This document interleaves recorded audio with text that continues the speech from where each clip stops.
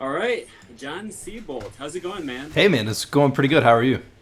Good, good. So, for those who don't know, Jon is another language YouTuber. He does, same thing as me, languages. I'll hmm let you introduce yourself. Yeah, Introduce yourself a little bit. yeah, sure. So, my name is Jonathan Seabolt. I run the channel Seabolt Speaks, where I document my language learning journeys. In particular, right now with Japanese, I'm using the mass immersion approach from Matt versus Japan, and I'm about 2 months into that, and so I document that, and then I do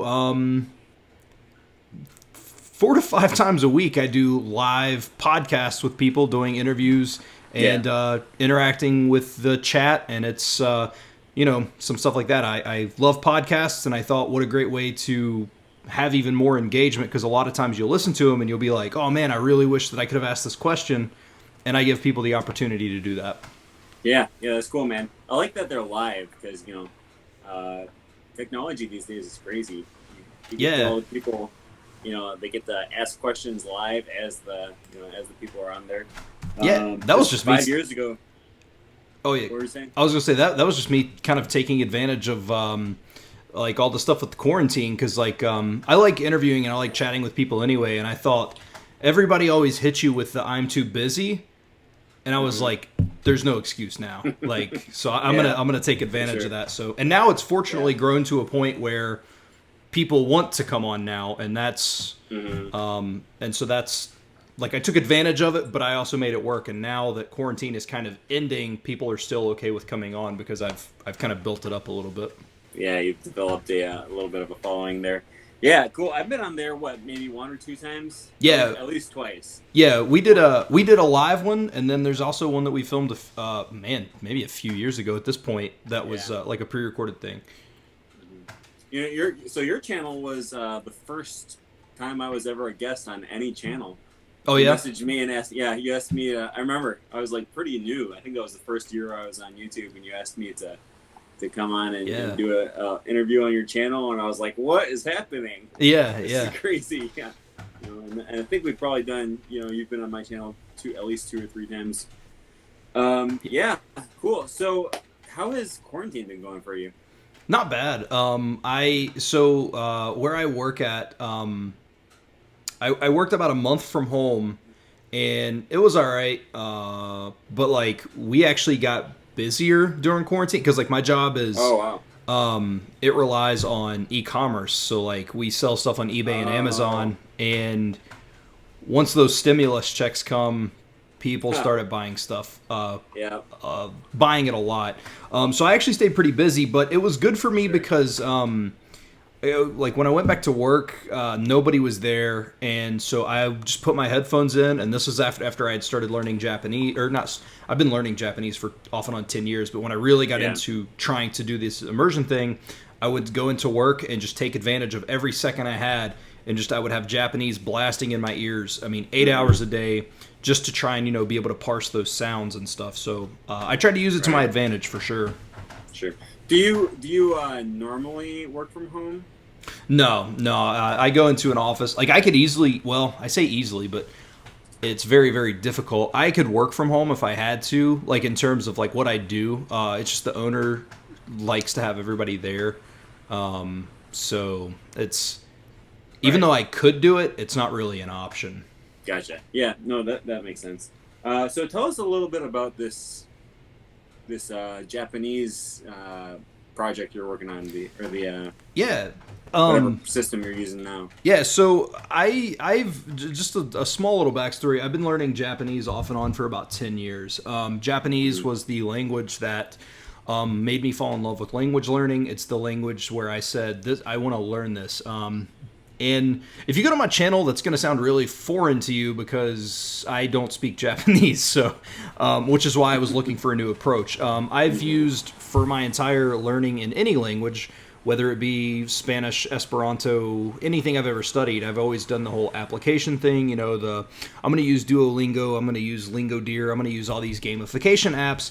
And finally, after about 2 years or so, of never progressing in anything, I thought I need to change. So Yeah. Last year, actually it was about this time, around July, I had reached out to Matt versus Japan, and I was like, hey man, I want to do a consultation, and I want to take this serious. I want to do the immersion approach.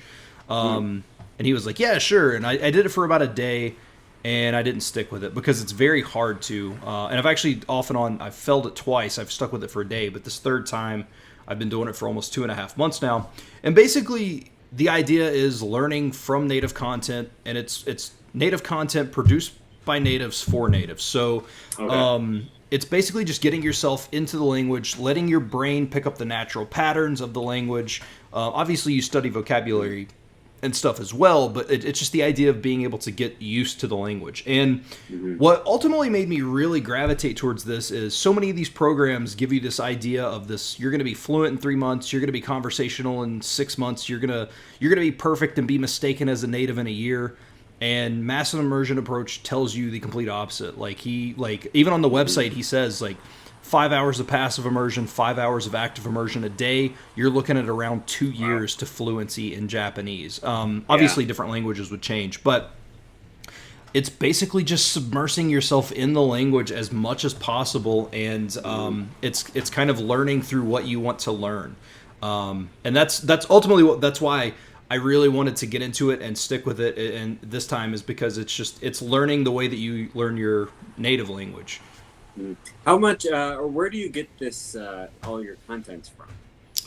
All the content? Listening? Yeah. Yeah, so I created I watch TV shows and stuff on Netflix. And fortunately, the thing with Japanese that maybe some of your listeners may not be able to do, because people learning Japanese are very privileged in the idea that Japan produces so much content that it's almost impossible not to be able to find something.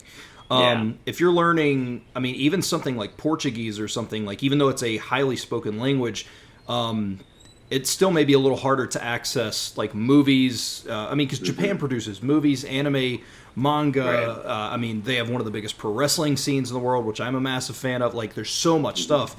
But anyway, so I watch Netflix, TV shows. I'm not a big manga fan, which always shocks people when I talk about loving Japanese, but I'm not not like a manga or anime fan.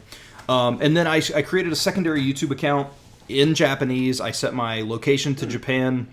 I didn't know that. Yeah, and then I went to the trending section. I watched the first video, triggered it that it was in Japan. Everything that's recommended is Japanese now.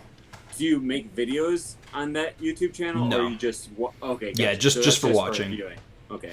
And the other reason I do that is, and this is a pretty cool thing that I do, in order to kind of keep myself a little bit accountable. I used to track this pretty hardcore, and I don't anymore.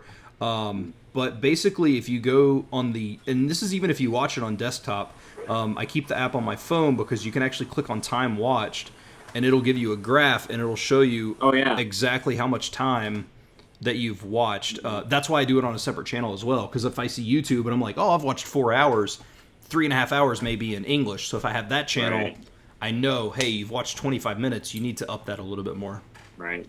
Cool. Do you read in Japanese too? A little bit. I'm working through what's called recognition RTK, recognition remembering the kanji right now, which is associating an English meaning with a kanji character.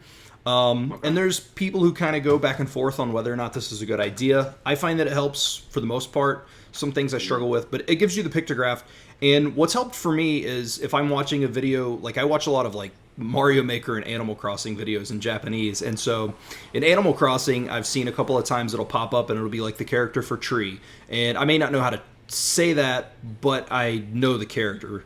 I've seen things for the character for plan, if you're making a plan for moving a house or something like that, if you're making some sort of plan for an action, I've seen that character a lot. And of course, knowing Animal Crossing, I know that part of the game is planning out your island and stuff like that. So I'm able to recognize. I don't know how to pronounce it, I don't know how to say it, but I understand the context of the sentence based on the kanji. And so you'll have to forgive my ignorant white boy status. So Japanese has multiple writing systems. Am I right? Mm-hmm. Yeah, there's 3. They have 3 writing systems. They have and I got made fun of. I was on Lindy's channel, Lindy Boite's channel, and I if I'm talking to somebody and I'm not speaking in Japanese, I don't pronounce the words in Japanese. I pronounce them just as an English person. Hiragana, katakana. I guess if you want to get technical, it would be like hiragana, katakana, but I just can't do that when I'm speaking. So anyway, so any Japanese learners, but like you have hiragana and you have katakana, and then you have kanji. Kanji are the big elaborate symbols, and I can give you an example as to why kanji is important. So the word to buy in Japanese is kau, K-A-U, and there's of course a kanji for it. There's like a long line above, and then there's like a whole thing for it. But anyway, why kanji is important is because if you were to say, and again, pronunciation is going to be terrible, but if you were going to say neko kaimasu, which would be I bought a cat, well, if you're reading this, there's a different kanji for kao. It's the same word. I think the pitch is maybe pronounced just a touch differently, but based on this kanji, if you're reading it, instead of meaning you're buying a cat, it means that you basically possess a cat. You own a cat. You have a cat at your house or whatever. And so kanji can give you subtle meanings that it seems really difficult, but it actually makes understanding it a little bit more because it can give you a little more nuance to what the sentence is because of the pictograph versus just the words. So how closely related are, I mean, maybe it's just a 1-to-1 ratio, but when you read Japanese, what is the pictographs or the legographs called? Kanji. That's the kanji. Okay, gotcha. I mean, is everything in the grammar of the spoken language the same as in the written language? No, Japanese written language, from what I understand, I've not read a lot of like literature and stuff, but for the most part, like, written language is pretty different from spoken language. A lot of times in spoken language, they will leave particles out, depending on formality and stuff, because it's a very, like, it's very systematic with its, like, politeness, like depending on who you're talking to and stuff. And so like a lot of times, if you're talking to friends, you wouldn't even say the particles, and you wouldn't really even conjugate the verb into like the polite form. You would just use like the actual dictionary form. So like if I was going to ask if you wanted to eat or if you were going to eat, like if I wasn't overly familiar with you, I would conjugate that to tabimasu. But if I was friends with you, I could just say taberu, which is the dictionary form. And so it's the written language can be very different from how it is spoken. Okay, yeah, interesting. I don't have very much exposure to any of the Chinese dialects, but my understanding is that if you speak Mandarin, then you can read and write in Mandarin as well. But if you speak Cantonese, you basically just have to learn to read and write in Mandarin. Yeah, that's what because the written language doesn't reflect right. the spoken language in Cantonese. So I wasn't entirely sure if that was I've heard Luke Truman talk about that before, about how the written language from Cantonese is, it's written in Mandarin essentially. Right. Yeah, it's interesting. I can't talk too much about that, but that's what I had heard before. I guess it would be kind of the same as like someone who speaks ASL or signs ASL, right? They have to also learn to read and write in English, which is just a separate language. Right. Unless you learn to sign, what's it called? Sign direct spoken English. Yeah. There's a different sign language called signing English that is completely separate from ASL. I can't talk about that either because I have no experience with sign languages. But do you have any experience with sign languages, by the way? I know very, very little. Like, it's something I do want to learn. Like, I know, like, like, what is your name? Like, some stuff like that. But, like, I mean, that's basic. You can learn that. You could learn how to say what is your name in 100 different languages. So it's not really... it's something that I would like to learn just because I used to work at GameStop, and there was a guy that would come in, and he was deaf. He couldn't hear. He could read lips, and he could... and he could speak. Like, I guess he lost his hearing later on in life, but I always... because of that guy, I always wanted to learn sign language just because of the opportunity, if it ever came about again, to just be like, oh no, I can totally communicate with you. Yeah, that's cool. I've always been interested in sign languages, never put any effort in whatsoever, but it's always been in the back of my mind. Someday it would be interesting to be able to learn a sign language. Yeah, especially from like an academic linguistic point of view. It's just interesting to see what differences and similarities there are between spoken languages and signed languages. Yeah, oh for sure. Yeah. Right now, I'm kind of between languages, sort of. I've so I had to make an emergency move back to America from Thailand, Right. and I don't want to give up my Thai. So I still, for the last like 2 or 3 months, I really haven't been doing anything in Thai. Mm. I decided that I can't just stop, so I am going to. I did book myself an italki tutor, Hmm. and I'm going to do a half hour a week with my italki tutor. Now, is that really enough to make big strides moving forward? No, but Right. I want to do It something. can keep the rust off of it, so to speak. Yeah, yeah, yeah. And I also found a authentic Thai restaurant in my city where the people there are actually Thai from Thailand, and so I went there a couple weeks ago and was practicing my Thai with them. So I might become a regular there. Yeah, well, that's the Japanese restaurant in my town is ran by people from Indonesia and Thailand. Mm, So, yeah. So when you're doing this Japanese immersion thing, is mhm. it like all input, or are you doing any output along with it? It's all input. I don't really, and so all right. This is also what seems to divide the language community, and that is when you should output and stuff like Hmm. that. And so Yeah. here's the thing, and I've had people even say it on my channel to leave comments about it's dumb not to try and output, but I can count on one hand, right, how many times in my life that I have been able to use Japanese. Okay. Yeah. Yeah. And so output is not a big focus to me. My goal eventually is to be able to speak. But the thing with output for me right now is, what am I outputting? If I don't have the language in my head, what am I outputting? I can't Yeah. output something that's not there. And I know, again, that's a controversial thing, and people, and I'm not saying what I'm doing is right and what other people are doing is wrong, and vice versa, Hmm. but like, if I don't have it in my head, if I don't have the language in my head, I can't output it. I can't output what's not there. Yeah. Yeah. Um, I've had mixed feelings about. I've been on both sides of the debate before. I do have a lot of respect for the Benny Lewis method. yeah. Start speaking as soon as possible. Make mistakes. Mhm. Don't worry about if you're speaking correctly. Just say stuff. Learn lots of vocabulary so you have words to say. Don't Right. worry about the grammar, and then it will come as you get more comfortable talking to people. And I've done that method, and it has worked phenomenally Yeah. for me. Oh, yeah, absolutely. Right now, I'm learning Greek, and I'm not really anticipating ever running into a Greek person that Mm. I need to communicate with who doesn't speak English. I'm just more interested in learning to read and write, and kind of for a academic purpose. I'm interested in this ancient language that has taught us, that has Yeah. informed Latin and English and every other language. All the scientific words that we have and everything. I Yeah. just find it interesting. So Pimsleur no, I Greek. don't. Yeah. Pimsleur's Greek course is fantastic. I did it for a little bit, and it's Oh, fantastic.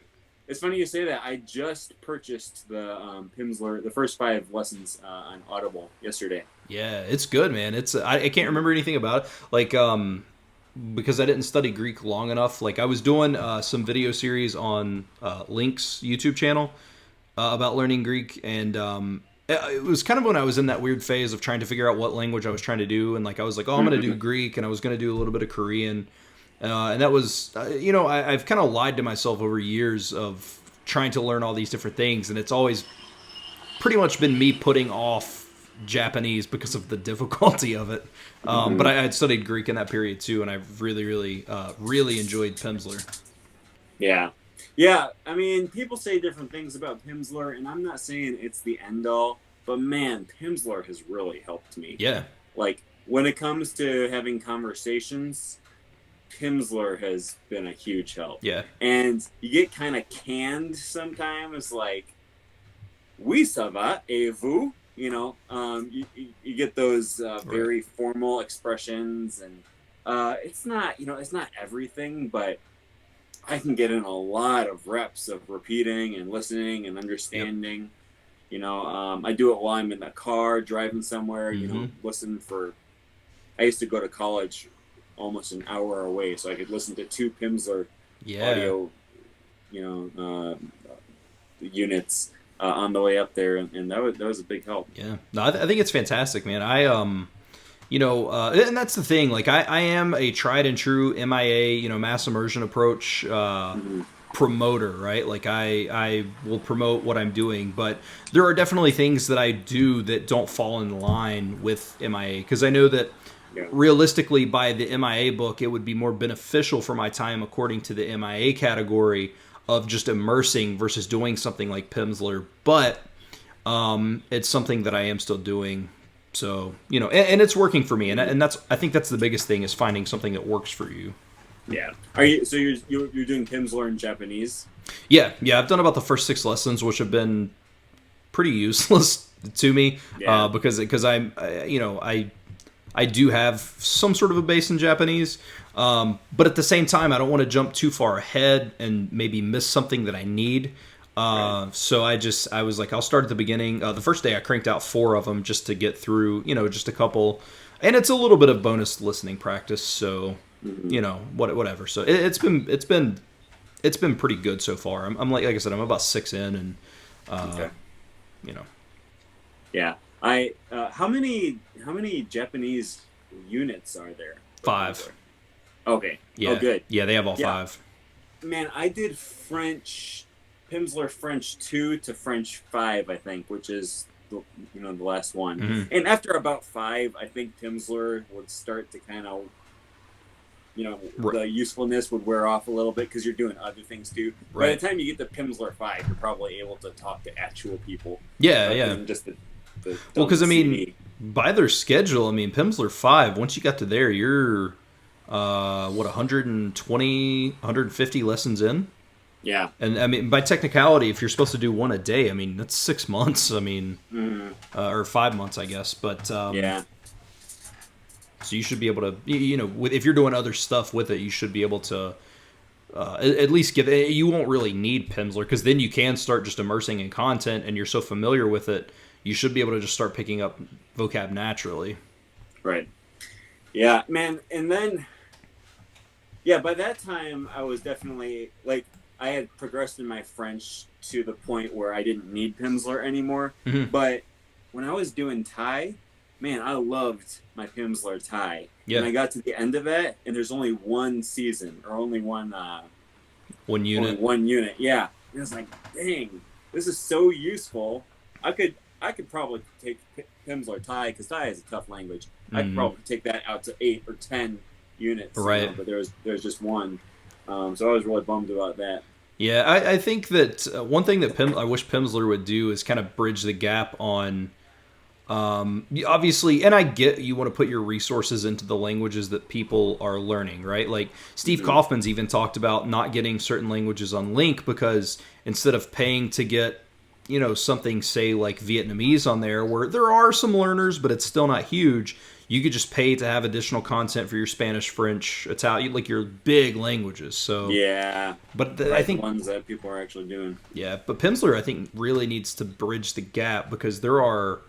I think Greek only has 1 or 2 units. Like, Yeah. and then Japanese has 5, Chinese has 5, and then there are languages on there that they don't even have. Like I was looking the other day because I'm also a big Afrikaans enthusiast. I love Afrikaans, and Pimsleur just doesn't even have it. Yeah. Oh, that's interesting. Pimsleur has quite a few Mhm. languages on there. Like they were one of the very few resources that I could go to for Thai. Mm-hmm. Duolingo doesn't have Thai. Link doesn't have Thai. Lingo Deer doesn't have Thai. Yeah. Yeah, right. Exactly. Yeah. So I was a little bit limited where to go with that, but Have you heard of Ling? It's called Ling, Ling, not Link, but Ling, Ling app. Yeah, I think I actually just received an email from them today. It's a Thai But- company, and they have Really? other languages, but the company is based out of Thailand, and Interesting. they have Thai on there, and it's native Yeah. audio too. So Oh, good. Cool. Yeah, I'll have to look into that. I think it's funny you mentioned that. I think they just emailed me today, wanting to collaborate. yeah, man, something like that. Yeah. do it. It's pretty good. I like it. Yeah, I'll check it out. I get messages from different companies every once in a while, and I'm like, I don't know, I've never heard of this. Yeah. I have Link and Duolingo and stuff to review. But yeah, I will check that out. Yeah. So tell me a little bit more about your Japanese. So you've been doing. You've been listening, or have you been watching videos, or you said you do it while you work? Yeah. Well, I listen while I'm at work. I generally try to listen like they call it passive listening, and that's just the idea that you have the audio going in, and so if I'm at work and I'm doing something and I finish doing let's say I finished doing one of the things I'm doing, and you get that little second where you're just sitting there and you breathe for a second. Well, that second that I'm there, when I'm in full total concentration, there's Japanese going into my ears. And that happens throughout the day, and those little bits add up. And so also just to touch on something, I do watch videos as well, and this is all I'll relate all this together. But there's so many people who say if it's not comprehensible, it's useless and things like that, and I highly disagree. And the reason is because when I'm listening to Japanese right now, it's not because I'm trying to understand it. It's because I'm trying to make sure that I can pick out where words start and stop. So basically, as my vocabulary grows past these few months, instead of having the vocabulary and then going out trying to learn how to hear the language, I'm already that step ahead. I can hear the language, right? Now I'm just piecing those pieces together. Since I can parse these sounds and I can hear where words start and stop, I can pick out what that word is and then say, oh, I do recognize that word. Because if not, sometimes, those words run together. If you go and listen to a language that you've never heard before, it's literally just one stream of constant sound. You have to learn how to hear it. And so even if you don't understand it, if you're listening to it, you're learning how to pick out, your brain is training itself how to pick out where a word starts and stops. And so I'll do that. But I do watch... I usually get what I call active immersion, which is where I'm watching it, no subtitles. I'm just watching it as a Japanese person would watch it, really listening to what's happening. But also, my brain is making connections between the words that are being said and the action happening on the screen. And over time, your brain just kind of naturally unlocks these patterns, and you just kind of. It's not that you're naturally. I don't know. I don't really know. You're naturally picking stuff up because of your brain's a very powerful thing. I don't think I need to tell anybody that, but you just slowly unlock these patterns, and stuff just kind of starts to click over the course of time. And I've had people say that that's not true, it's not possible, but I've learned 50 or 60 words in Japanese based purely on immersion, just by putting context clues together. I usually tell the same stories, but it's true. I watched Mario Maker, and this girl was picking up the P-switch and throwing it, and she kept saying, Nagadu, Nagadu, Nagadu. And I was like, okay, so context, Nagadu probably means throw. And, you just look it up just to not, make a mistake. And sure enough, it means throw. So there's been a lot of stuff like that I've learned. Yeah, you can pick up phrases and stuff like that, by just pure listening, but it's going to take a while. Yeah. And I am adding vocab study. I'm waiting until I finish. I've got 19 days left before I finish remembering the kanji, which that's the first 1,000 kanji that you learn. And so after that, I will start adding vocabulary, because that's the thing. It's a slow process, man. Mass immersion approach isn't about getting you fluent in 3 months. It's about getting you to be the best Japanese speaker you can. It's just going to be the long haul. And so, I'm 2.5 months in, and I've not even started touching vocabulary yet. Yeah.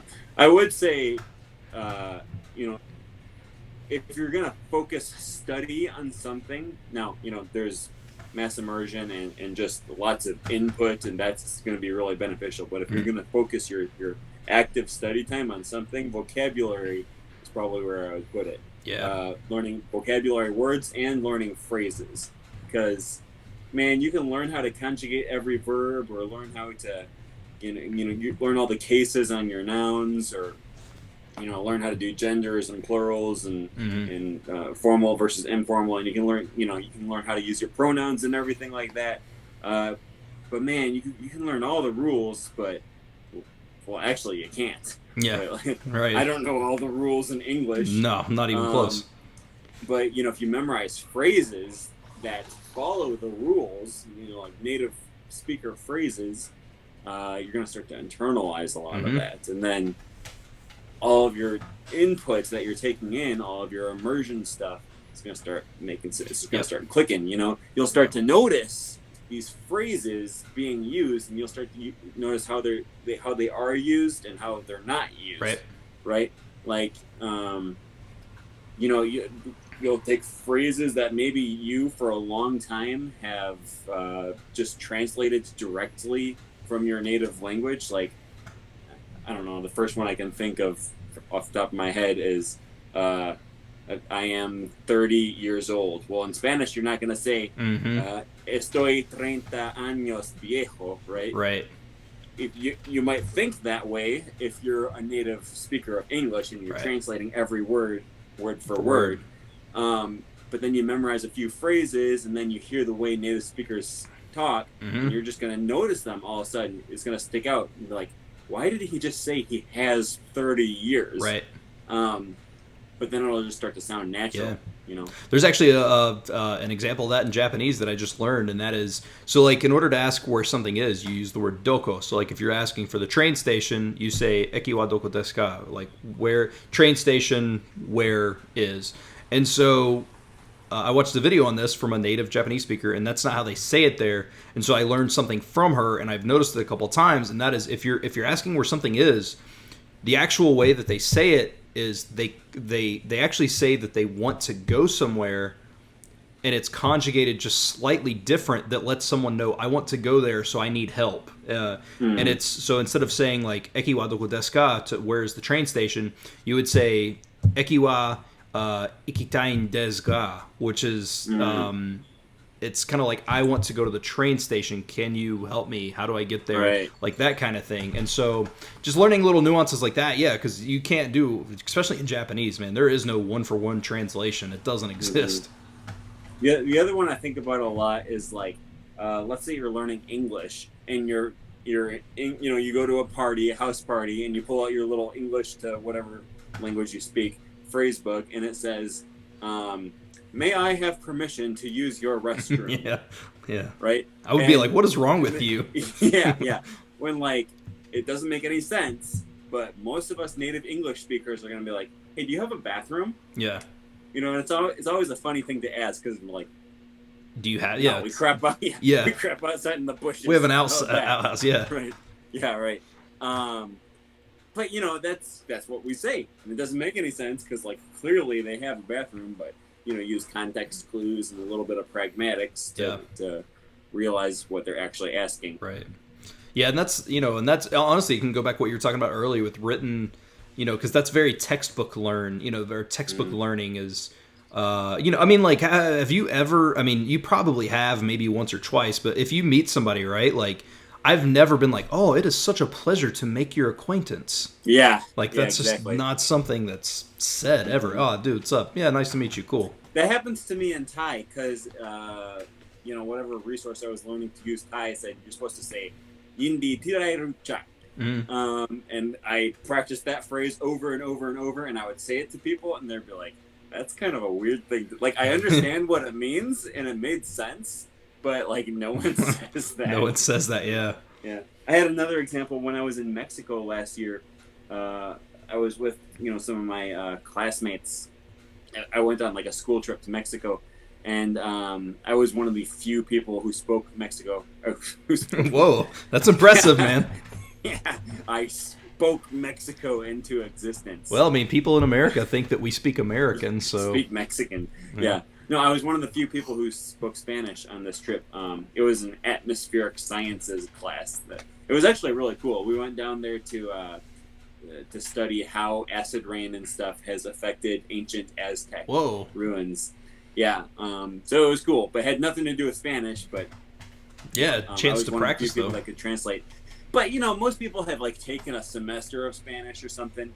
And this girl, whenever we would go to like a restaurant, she'd be like, Puedo tener una, which literally translates into, can I have a, una cerveza, right? Can I have a beer? And it, like, that's what we say in Spanish, or in English, I meant. Can I, you go to a restaurant, can I have a beer? right? Or can I have whatever you want?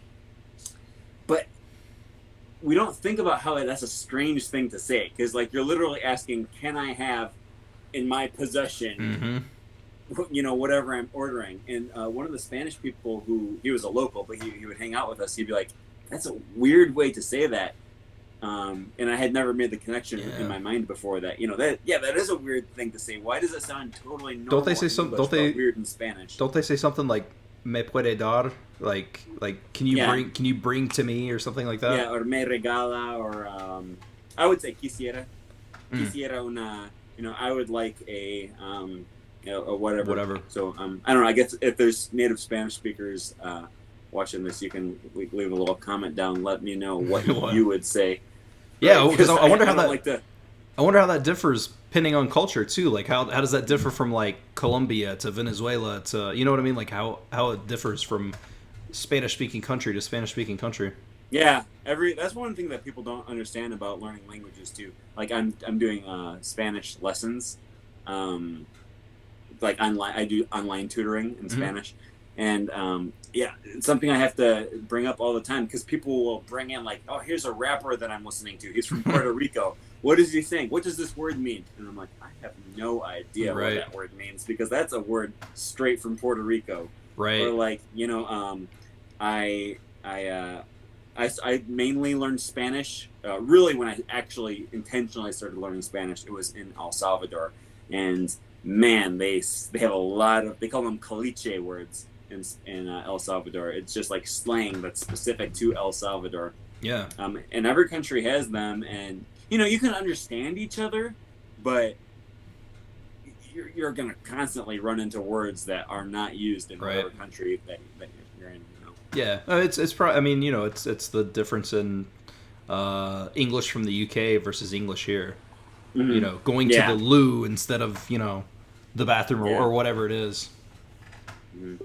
Yeah, and it's interesting to see how languages. There's no clear line between what is a language and what is a dialect, right? Because like they blend into each other. So I can easily understand someone from Texas, or someone from Canada, someone from Australia, someone from London. Parts of Ireland, I have trouble understanding. Yeah. And I met a guy from, I think, Manchester a couple years back, and man, I had to ask him to repeat himself like every sentence. I was like, man, I'm trying to understand you, and but it's not like his fault. It's not that he's speaking poor English or anything. It's just different. Just his dialect. Just a different way of speaking. Yeah, and you go up to Scotland, and I actually think there actually is some debate between whether they have what some people would call the Scots language, or if that's just a dialect of English. Yeah. Have you ever heard about that before? The Scots language. I haven't heard about that. No.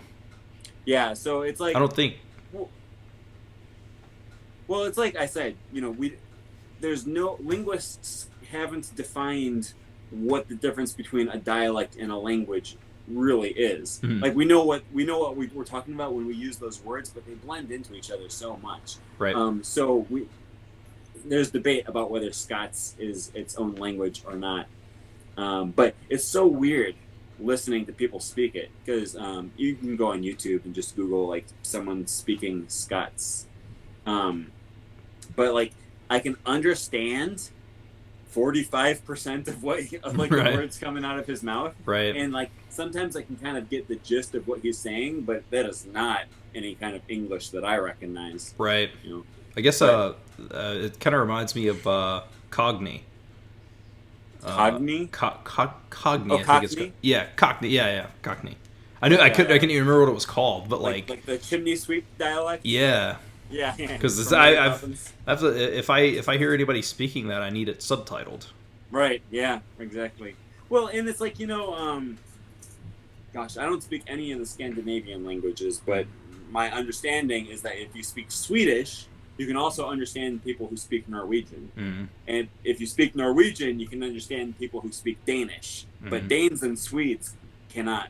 Yeah, I've heard that Norwegian is kind of the mutual, or like the middle ground in terms of the dialects. Is they can understand both, but these two have more so trouble understanding each other.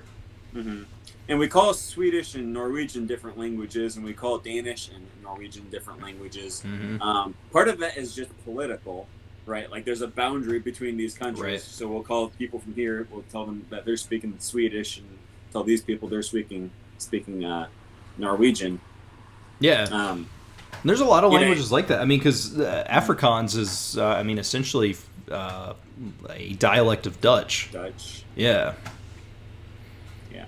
And there's also a lot of the languages around, I think, like Serbia and Croatia and Bosnia and Herzegovina.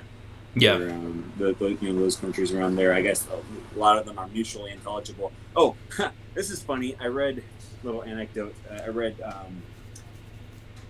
in Moldova they speak Romanian. Mm-hmm. But Moldova was part of the Soviet Union and Romania was not. So when the Soviets were trying to kind of exert their dominance, they wanted Moldovans to speak their own language that wasn't related to Romanian. Mm-hmm. And so literally they made these poor linguists in Moldova come up with a language that they called Moldovan. And it was still Romanian. Like they didn't ask people to speak any differently. But they wanted to come up with what are the distinctions between the Moldovan language and the Romanian language, so that we can say that we actually have our own language that's not, related to these capitalists or whoever it is that lives in. But it would be like telling people from Texas, all right, what is the Texan language? The Californian language, right? Like, is there some differences? Yeah, maybe. I mean, but it's the same language, right? Yeah, no, for sure. It's definitely the same language, and I mean, it's a lot of it. When I think about dialects, honestly, I attach attitudes to it. Like, there's a certain way that I would picture someone from Texas speaking, and there's a certain way I would picture someone from California speaking. Yeah, just a demeanor about them. Mm-hmm. Yeah, that probably goes into a little bit of like they give different context clues and stuff like that. Gosh, I learned something about that in my linguistics class. There's like high context cultures and low context cultures where like in some cultures you just say what you think, right? And it's totally acceptable. In other cultures, you're supposed to like hide what you think, and you're supposed to like mask it under layers of formalities and politeness.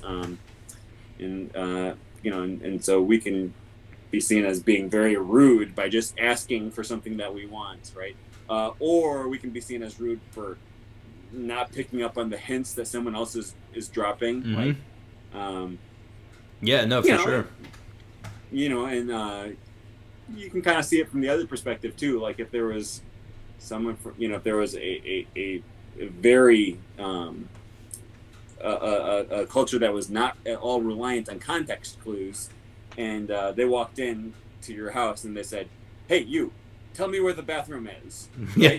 You'd be like, what? Can't you just say, "Do you have a bathroom?" or something along those lines? Even though that's not what they would do. So we're not used to someone just telling us what they want. Right. Right. No, for or sure. Go to the store and say, "Waiter, give me a beer." Right. Yeah. You say, "Can I have one?" Obviously, the answer is yes. You can have one. Right. It's just the formality, Right. Mm-hmm. So you can. That might help see it from the other perspectives of other cultures, and also it might help understand why, like, if you go to someone who lives in this this contextless culture, if you go to their house and say, "Do you have a bathroom?" they might look at you like you're an idiot. Yeah. Right? Well, of course I do. What are you talking about? Do I have a bathroom? Yeah. So I don't know. We're all different. We have different perspectives and everything like that. Well, this video is running. It's been running about 45 minutes now. I don't want it to go too long so that my computer can process all of the video information, right? Edit it together. Yeah. Don't want to use up all my data there. So I understand that. Cool. Yeah. Well, thanks for Yeah, man. by and I hanging appreciate out and it. talking. Yeah, dude, I always enjoy it, man. It's I mean, as you know, I enjoy talking to people, so I appreciate that, and I'm gonna start trying to do a little bit of scheduling to get people on a second time on my show, and we can do another live chat over there too. Yeah, that'd be sweet. And hopefully once I get OBS figured out on Mac, I'll be able to. Yeah. You can come back and we can do a live stream sometime. Yeah, man, it's a blast. I love doing them. I love doing it live just to interact with people, and it takes a little bit of pressure of you, the interviewer, off too, because there's questions coming in. Right. Yeah. No, I totally get that because I do live streams solo all the time. Mm-hmm. It is nice to have a stream of questions. Yep. Like, oh, God, I don't have to think of things to talk about. Yeah. Now. Tell me what you want. This is what we're talking about. Yeah, for sure. I totally get that. Cool. Well, thanks for coming, and I'll see you next time, man. Yeah, man. Awesome. I appreciate it. Thank you so much.